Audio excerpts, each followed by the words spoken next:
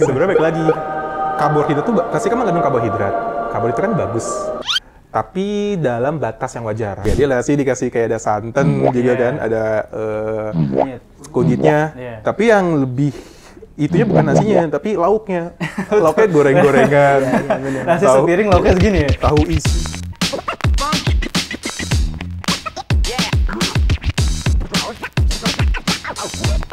Berarti yang penting adalah kita juga harus nyari peluang kita bisa berteman ya. Karena kan relasi itu juga penting buat masa depan kita gitu. Kita nggak tahu teman kita nanti pas di masa depan bakal jadi siapa, kita nggak tahu. Bener banget. Aku juga kalau aku cerita, aku pernah ikut OSIS dulu, SMP SMA. Nah emang di dalam organisasi itu kita juga diajarin kayak bukan hanya bermasyarakat ya, pola pikir kita diubah, kita bisa bertukar mindset. Jadi dengan berinteraksi dengan masyarakat tuh kita bukan hanya mendapatkan ide aja gitu, kita bisa mendapatkan relasi, kita bisa mendapatkan bahkan hobi-hobi baru juga ya. Kalau dokter Eri sendiri gimana dok, menurut dokter?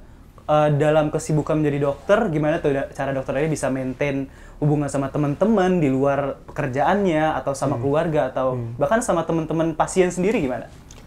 Ya, itu juga tantangan sih, karena menjadi seorang dokter itu kan pasti pekerjaannya kan pasti kan cukup padat ya. Iya, betul. Dan harus ya memang kita makhluk sosial dan kita harus bisa bersosialisasi dengan orang lain. Nah, biasa saya tuh karena kebetulan dulu waktu zaman saya kuliah tuh saya juga mengikuti banyak kegiatan kuliah kayak jadi senat kan kayak OSIS ya dulu waktu kuliah waktu SMA ya. Ikut senat, terus ikut ekskul juga. Nah, sampai sekarang tuh masih suka ada kegiatan itu, dan jadi kadang-kadang masih suka berkomunikasi nih sama teman-temannya, kayak karena suka diajak kayak kita rapat yuk untuk buat ini, misalnya ada project baru atau apa kayak gitu. Jadi memang dengan banyak relasi itu tentu membuat kita bisa bersosialisasi lebih banyak sih, kayak gitu. Kalau misalkan dokter pas zaman SMA gitu, biasanya organisasi apa? Ikut apa tuh? Waktu zaman saya SMA tuh waktu itu pengen ikut OSIS sih, coba kok saya dulu introvert. Saya dulu introvert, sampai sekarang nggak tahu sih introvert juga kayak atau enggak. Tapi itu bukan hal yang buruk juga ya, Iya, introvert bukan ya, itu hal yang buruk. preferensi. Sekarang juga bisa. Iya, sekarang jadi ekstrovert, bisa. Ya memang. Dulu tuh waktu SMA tuh saya nggak ikut organisasi, tapi waktu itu saya ikut ekskul, pernah ekskul band, terus ekskul futsal juga pernah, sama waktu itu jadi ini, apa tuh ya, suka upacara tuh namanya apa tuh? Paskibra. Aduh, dokter band juga? Band juga. Kebetulan aku anak band juga nih, Oh iya? nanti bisa ngeband bareng mungkin ya? Boleh, relasi dong, jadi relasi lagi. Iya, relasi lagi, betul. Nanti kita bisa nge-gig. Iya, nge-gig. Terus biasanya nih, Josh, kadang-kadang kan untuk dokter dan juga Josh ya, kadang-kadang kan anak muda tuh ngerasa kayak sibuk banget nih, tugas banyak, organisasi sibuk di mana-mana, eskul. Gimana sih cara kita bisa memulai kebiasaan sehat nih dok, di tengah kesibukan tersebut? Tips and triknya gimana tuh? Ya, untuk buat memulai kehidupan sehat, tentu kita harus tahu dulu, penting nggak sih hidup sehat itu?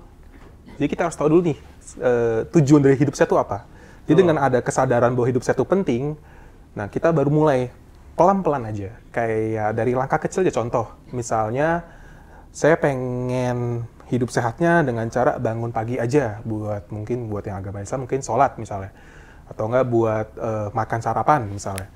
Terus dirutinin aja dulu, itu dulu aja, lama-lamaan dikonsistensikan, nanti ditambah lagi beberapa kegiatan atau pola hidup yang sehatnya lagi, kayak jalan kaki, cuma 15 menit aja misalnya sehari-hari. Nah itu dengan dikonsistensi itu pasti akan jadi suatu pola kebiasaan sehat, dan itu akan bagus. Jadi intinya kita sadar bahwa kepentingan hidup sehat itu penting, dimulai dengan hal yang kecil, dikonsistensikan, nanti jadi pola hidup sehat. Kebiasaan, betul. Cukup simpel juga ya sebenarnya, tujuan, kemauan, dan juga eksekusi gitu. Kita betul. harus punya ketiga hal itu buat melakukan hal tersebut. Nah, selain tadi kan kita udah bahas bermasyarakat, terus tidur cepat, dan juga sosialisasi lah. Sekarang kita mau bahas nih, kira-kira kalau tadi soal bersosialisasi kita udah denger dari ceritanya Dr. Eri yang ikut drama musikal, band, dan lain-lain, dan Josh, Rock Chris, dan juga sebagainya. Kita bahas soal tidur cepat nih.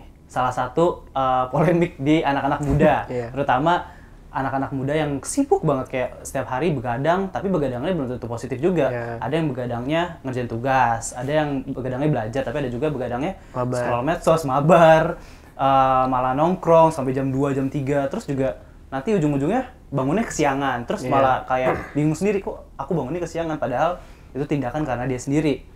Nah, menurut Jos dulu deh, gimana sih Jos sebagai timnas dan juga sebagai pelajar SMA bisa mengatur jam tidur? Karena pastinya kamu ngerasain langsung kan gimana harus disiplin bangun pagi, harus tidur cepet. Gimana tuh pentingnya dan gimana menurut kamu waktu istirahat tuh penting buat tubuh kita, terutama di jam terbang kamu yang sangat tinggi itu? Ya kalau menurut aku ya sebagai atlet gitu, tidur cepet itu sangat menentukan besoknya gitu. Kayak besoknya tuh bisa bangun pagi, bisa badannya lebih siap gitu. Dan aku biasanya tidur tuh maksimal jam 10. Jam 10 ya? Iya, kalau di training camp biasanya kita 9.30 tuh kita udah naruh HP kita. Kita kumpulin karena biar spare di waktu 30 menit itu gimana caranya kita bisa tidur gitu. Nah, itu bisa jadi trik juga buat teman-teman yang pengen tidur cepat tapi susah, jauhin handphone karena itu bakal jadi distraksi gitu. Dan kayak misalkan kalau misalkan aku lagi kesusahan tidur, aku biasanya tuh punya trik gitu, kayak aku matiin lampu semuanya, terus tutup mata aku pakai blindfold, terus putar lagu. Cuman lagunya tuh kalau cari di YouTube lagu penghantar tidur, ntar muncul kayak lagu-lagu piano atau hujan gitu ya. Terus itu sih lebih sering itu aku lakuin biar karena ngaruh banget buat biar kita bangun tuh lebih gampang gitu besoknya. Oke. Kalau dari Dokter Eri sendiri mungkin ada pengalaman susah tidur atau kasih tips and trick buat teman-teman di sana yang susah tidur nih, apalagi yang insomnia mungkin ya. Ya, pengalaman tidur.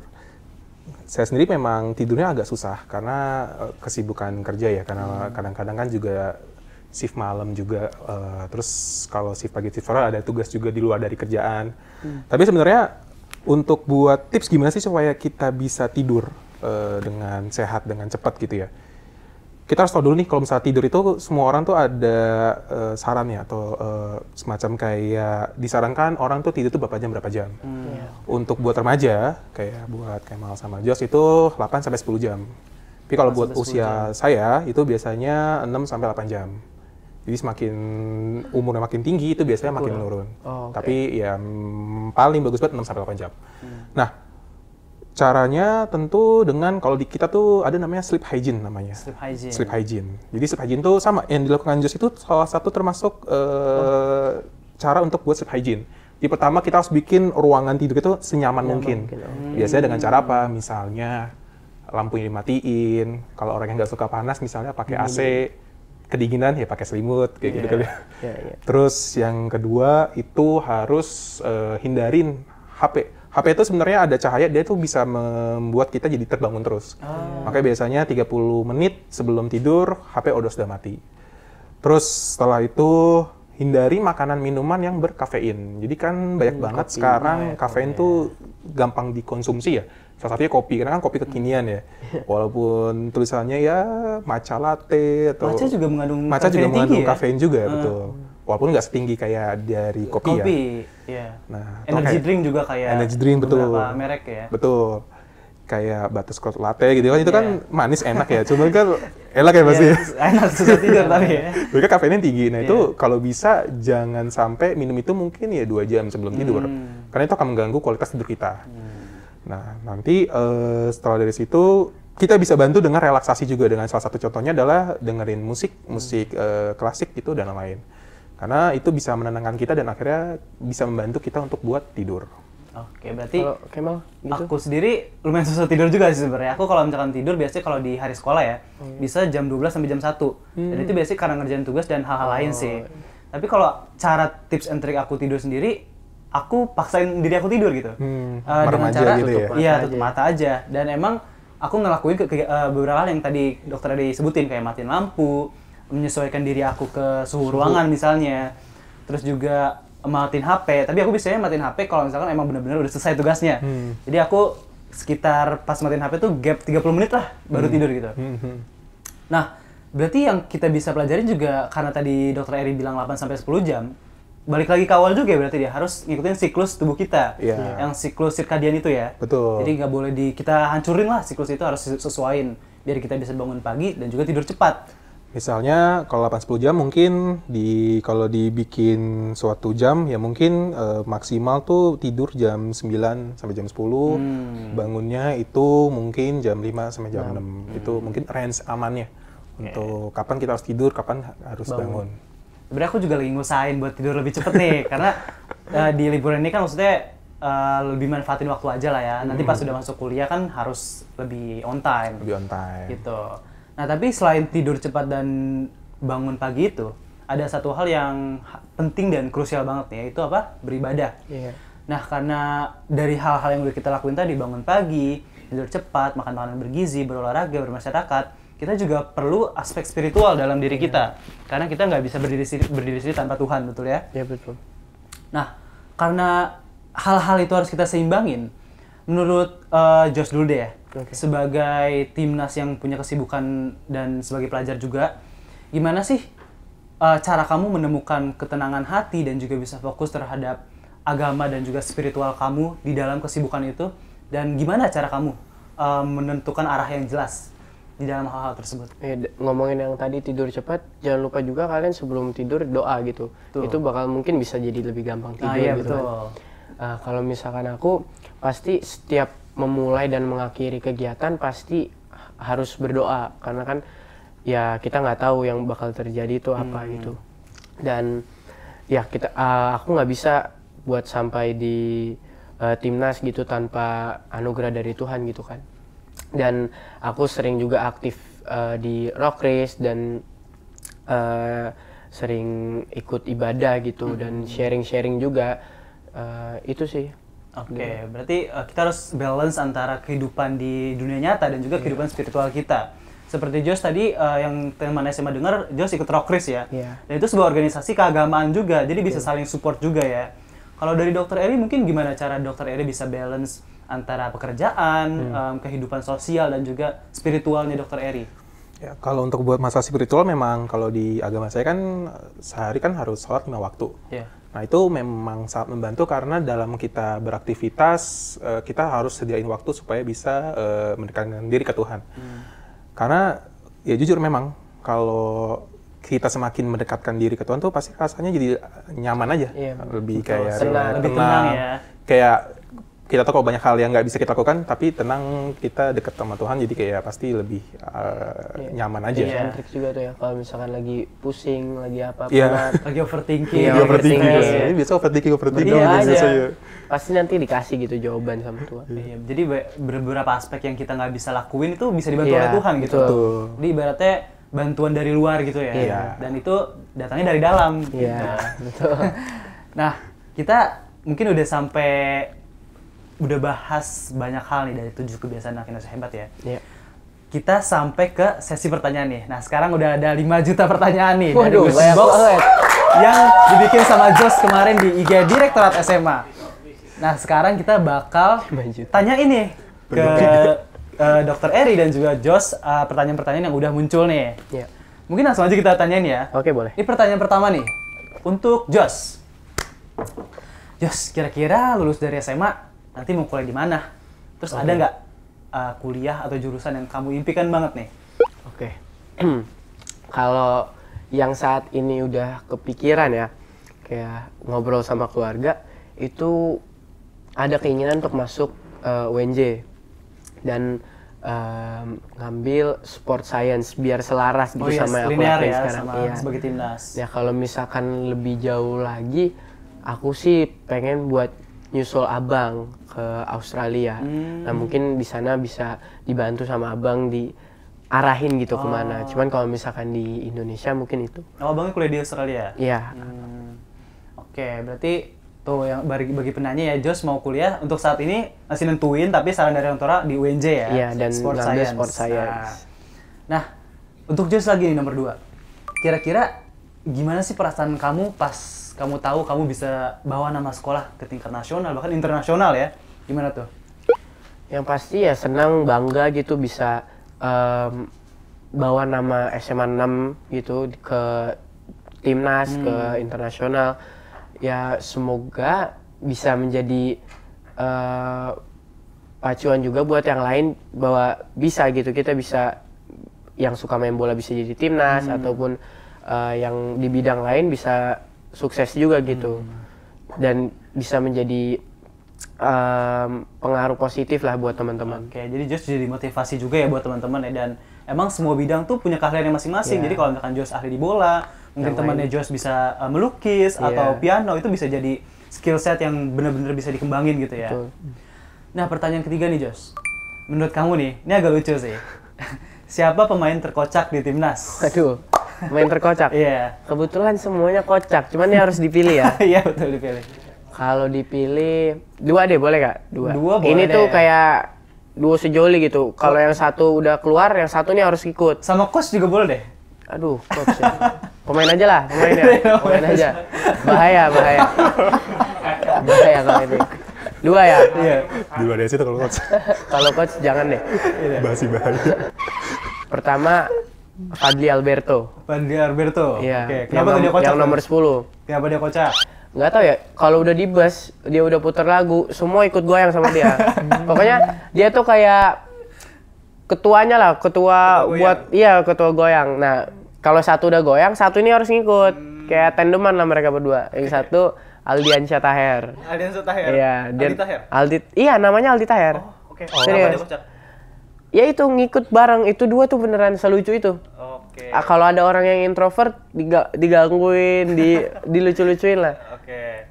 Kalau mungkin kalau Jos sendiri tipenya di timnas tuh orangnya gimana, Jos? Kan kalau ada yang kocak, mungkin ada yang pendiam, ada yang gimana? Balance Balance ya, ya. tengah-tengah lah. Ambivert lah ya, bisa Bisa ngikut dua-duanya ya, bisa Ambivert. tiba-tiba extrovert, bisa introvert, introvert. tergantung situasi dan mood.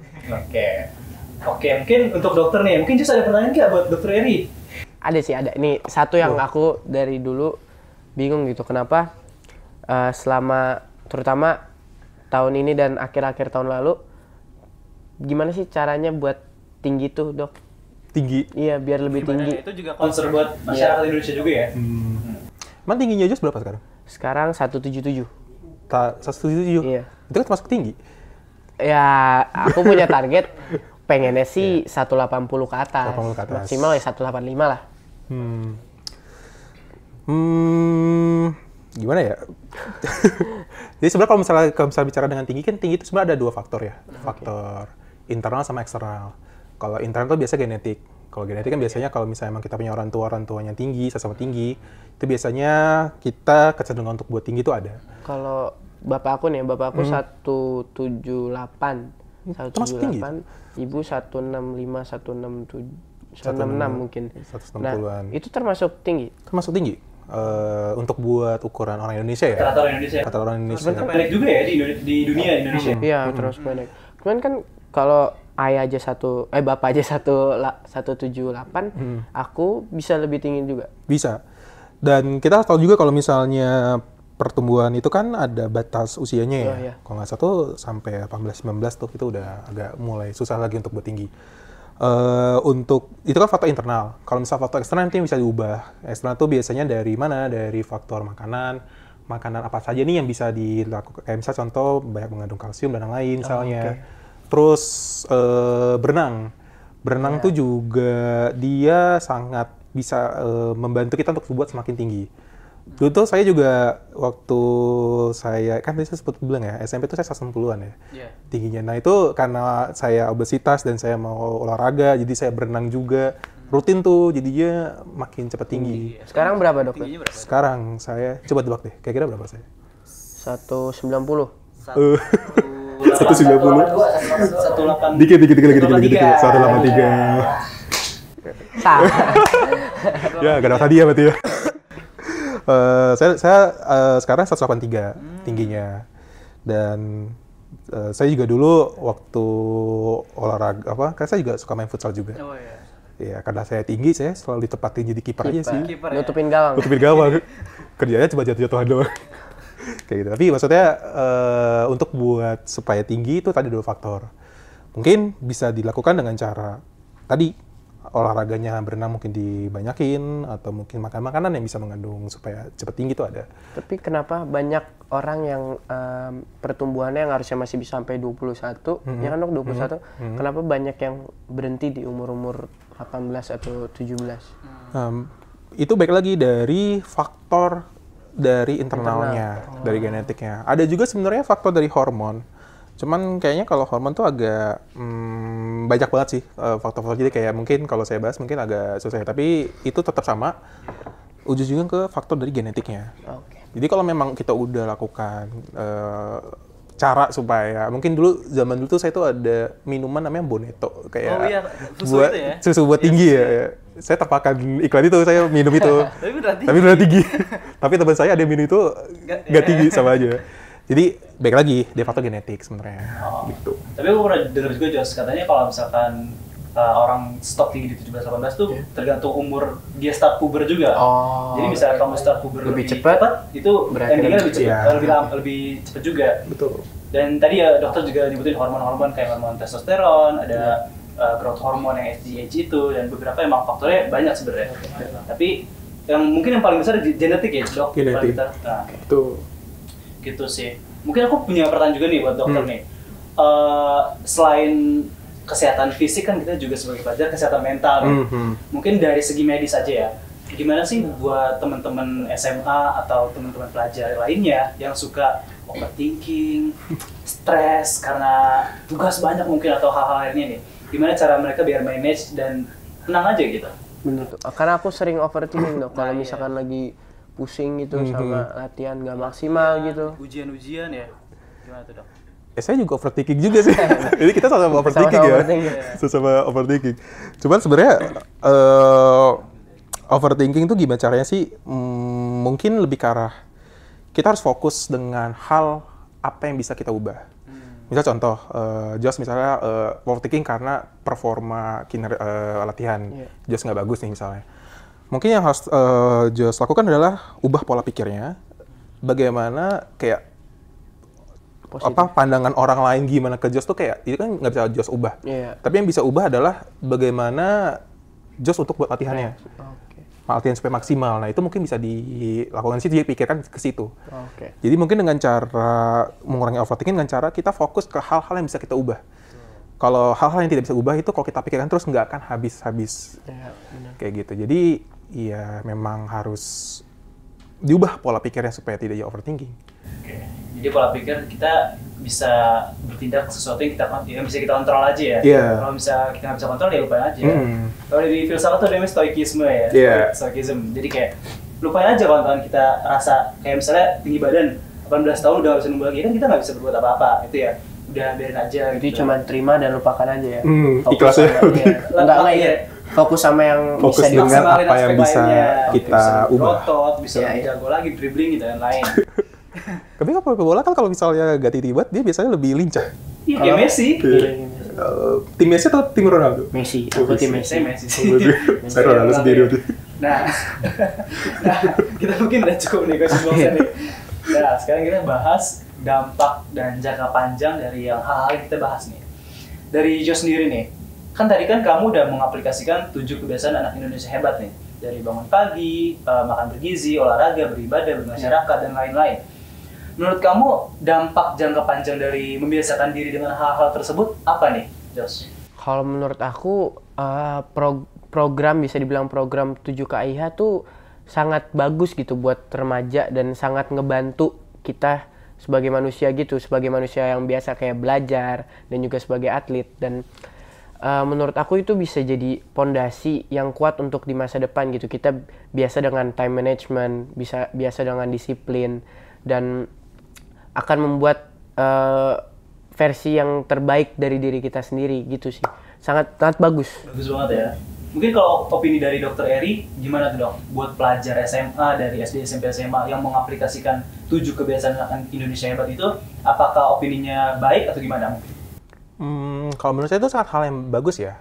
Karena kan tadi kita udah bahas ya, kayak dampak bangun pagi itu apa, makanan yang sehat bergizi itu apa.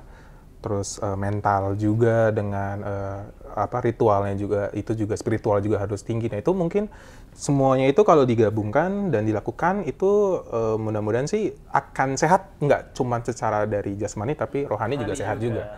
Jadi mungkin sangat bagus sekali, dan itu menurut saya sangat positif banget untuk buat dilakukan, untuk buat anak-anak remaja yang sekarang mungkin masih struggle untuk buat mencoba hal itu. Kayak gitu. Jadi hal tersebut memang harus kita aplikasikan ya, dan emang bukan remaja aja ya, bahkan orang tua juga bisa mengaplikasikan hal tersebut, karena itu membuat kita menjadi manusia yang optimal gitu. Bisa menjadi versi terbaik dari diri kita kalau kita melakukan hal-hal tersebut gitu. Nah mungkin ini udah di ujung nih, ngobrol dari Dr. Eri dan juga Josh benar-benar bikin kita mikir ulang ya teman-teman. Jadi kayak soal pentingnya disiplin, konsistensi. Ternyata tanpa disadari juga Josh sadar sudah menerapkan 7 kebiasaan anak Indonesia hebat juga. Sebelum Josh juga melakukan hal itu, membuat motivasi Josh udah bangkit gitu ya. Betul. Jadi kayak faktor-faktor tersebut yang membuat Dr. Eri, Josh dan juga teman-teman SMA lainnya bisa menjadi manusia yang optimal teman-teman. Nah sebelum kita akhiri podcast ini, aku mau minta Josh coba share nih pengalaman baik dan pengalaman buruk mungkin saat Josh jadi timnas atau yang lainnya. Pengalaman buruk dulu kali ya. Boleh. Flashback ke tahun lalu pas aku main AFF U6, waktu itu timnas U16. Main tuh di Solo. Nah, waktu itu match pertama, ini debut aku untuk main untuk timnas gitu. Pertama tuh lawan Singapura. Singapura. Aku masuk tuh menit mungkin 70. Kalau nggak salah 70, dan aku dapat kesempatan yang benar-benar sebenarnya ini kesempatan matang gitu, yang orang-orang bilang ini harusnya jadi gol, masa udah di timnas masa kayak gitu aja nggak masuk. Nah aku posisinya 1 lawan 1 sama kiper. Nah cuman karena mungkin aku nervous atau kebanyakan mikir kayak takut gimana, aku coba kebanyakan opsi nih mau ngapain, jadi malah milih untuk mau lewatin kiper ya, cuman gagal. Nah itu pertama. Dilanjutin besokannya aku dikasih kesempatan sama pelatih untuk jadi starting.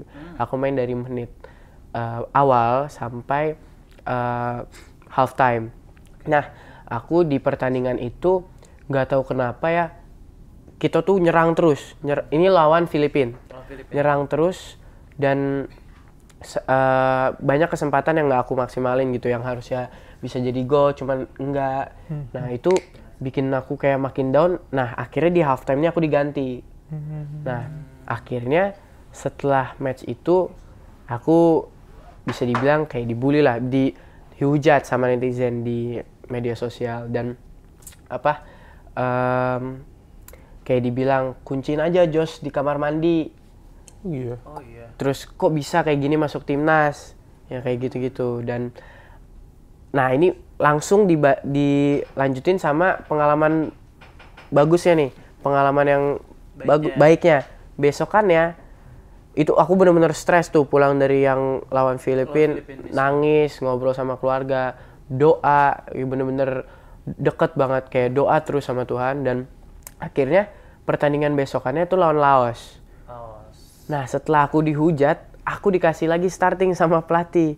Main lagi dari menit awal sampai akhir. Aku main 90 menit. Iya, non-stop. Stop di halftime. Nah, puji Tuhannya di situ aku main coba untuk lepas, serahin aja semua ke Tuhan, aku lakuin yang terbaik, dan aku bisa cetak 2 gol dan 1 assist. Nah, aku dapat man of the match. Nah, itu pengalaman yang nggak akan hilang dari kehidupan aku. Itu sangat baik lah. Dan nggak cuma sampai situ, setelah itu aku persiapan AFC, aku cedera. 5 bulan aku nggak main bola, nggak nyentuh bola. Aku retak bagian ankle aku. Aku nggak dapat kesempatan untuk ikut teman-teman ke Spanyol waktu itu lawan tim-tim Asia. Dan aku kehilangan di kualifikasi AFC, dan dilanjutin lagi dengan kabar baiknya aku bisa main di AFC kemarin. Banyak tantangan juga ya sebagai timnas dan juga sebagai pelajar, di mana hujatan dari masyarakat juga banyak juga ya, walaupun kamu masih di bawah umur juga kan, dan kamu bisa menghadapi itu semua dengan baik gitu, dengan mental yang kuat karena bantuan dari teman, orang tua, dan juga Tuhan tentunya. Iya betul. Jadi kita makin kebuka nih dari pengalaman-pengalaman Dr. Eri, dari pengalaman Jos yang udah mengaplikasikan 7 KIH ini. Nah, kalau kita pikir-pikir 7 KIH ini bukannya hebat secara teori aja ya, tapi emang bisa jadi kunci kalau misalkan kita aplikasikan gitu ya. Bisa aja buat menghindarin banyak tantangan hidup, masalah, overthinking, stres, apalagi sebagai pelajar dan juga pekerjaan yang berat mungkin ya. Nah, mulai dari kesehatan fisik sama mental, sampai cara kita bersosialisasi, semuanya saling terhubung lewat kebiasaan kecil yang dilakukan setiap harinya. Seperti Jos tadi, bisa berinteraksi di Rockris, dari Dr. Eri bisa bersosialisasi dengan pasien-pasiennya, dan saya sebagai duta SMA bisa ketemu teman-teman juga. Nah, overall podcast hari ini tuh ngasih banyak banget insight dan ngasih banyak banget penjelasan dan informasi-informasi positif ya.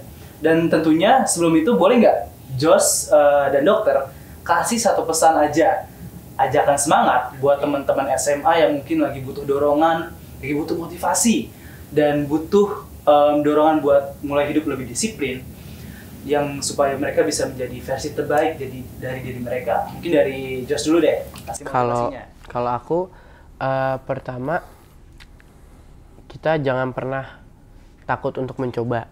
Itu yang pertama, karena itu penting banget untuk berani ngelakuin hal baru, berani untuk ngelakuin hal yang kita pengen improve gitu. Terus yang kedua,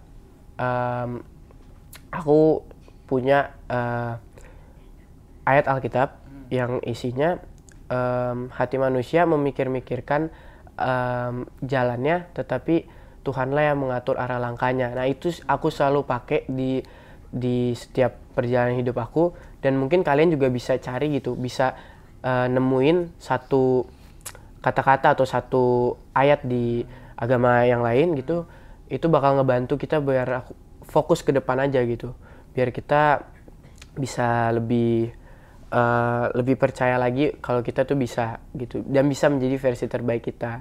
Dan aku selalu naruh di wallpaper aku, look back and thank God, look forward and trust God. Jadi apapun yang terjadi di belakang, kita harus tetap bersyukur, dan yang terjadi ke depan kita harus percaya gitu kalau semua tuh bakal baik-baik aja. Oke, berarti keren banget. Seperti yang Jos bilang tadi bahwa manusia tuh memikirkan jalannya, Tuhan tuh udah menyediakan jalannya justru ya. Jadi kita sudah di setting gitu. Jadi kita tinggal ngambil dan terusin aja arahnya. Jadi kita harus pasrahkan terhadap Tuhan, dan juga kita harus berusaha. Karena berdoa tanpa usaha itu sia-sia. Iya, betul. Nah, mungkin masih dari banyak tuh up and down. Up and down-nya banyak banget, dan kita harus tetap mentalnya kuat ya. Harus. Gitu. Mungkin dari Dr. Eri gimana nih motivasi buat teman-teman SMA yang lagi butuh motivasi nih, dorongan? Oke, mungkin kalau dari saya tuh lebih ke arah kita harus percaya hal kecil yang kita lakukan di hari ini itu akan sangat besar di masa depan. Betul. Jadi apapun yang kita lakukan hari ini itu bisa memberikan versi terbaik diri kita di masa depan. Jadi jangan pernah takut untuk buat berubah, jangan pernah takut untuk buat memulai. Karena kayak hal kecil kedepannya pasti akan menjadi mudah, akan menjadi besar. Iya, betul. Tinggi. Oh ya. Jadi setiap langkah kecil itu ibaratnya tangga ya. Kalau kita melangkah kecil pun kita akan sampai ke atas. Iya, betul. Yang penting melangkah, jangan diem aja. Nah, kayaknya kita di ujung nih. Aku mau terima kasih banget buat Jos dan juga Dr. Eri. Terima kasih. Udah berbagi buat teman-teman SMA di luar sana tentang motivasi, pengalaman, dan juga hal-hal positif lainnya nih. Dan buat teman SMA di sana, ayo kita mulai biasain nih 7 kebiasaan anak Indonesia hebat, karena sukses itu bukan cuma soal pintar, tapi juga soal kebiasaan yang baik. Yeah. Oke, sampai jumpa teman SMA di episode selanjutnya. Bye.